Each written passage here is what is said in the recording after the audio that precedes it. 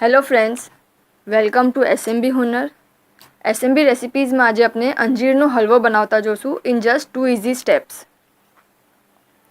એના માટે આપણાને જોશે 1/4 કપ ડ્રાઈડ અંજીર, 3 ટેબલસ્પૂન ઘી, 1/2 કપ પીલ્ડ એન્ડ પાવડર્ડ બદામ, મીન્સ કે છીલીને આપણે એનું પાવડર બનાવશું, 4 ટેબલસ્પૂન શક્કર પાવડર ફોર્મમાં, 5 ટેબલસ્પૂન મિલ્ક પાવડર અને 1/2 ટીસ્પૂન ઇલાયચીનું પાવડર.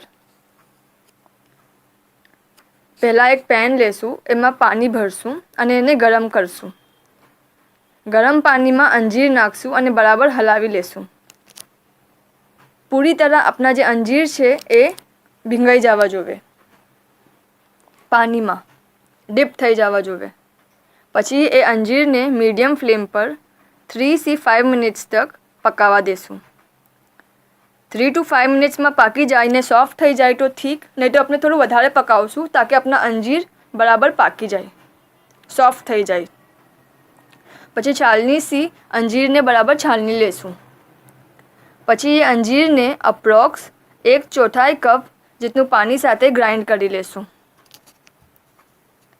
પછી એક ફ્રાઈંગ પેનમાં એક ઘી નાખશું અને ઘીને ગરમ થાય પછી એમાં બદામનો ભૂક્કો એડ કરશું અને બરાબર મિક્સ કરી લેશું. 2 મિનિટ તક એટલીસ્ટ આપણે એને મીડિયમ ફ્લેમ પર રાખીને કૂક કરશું.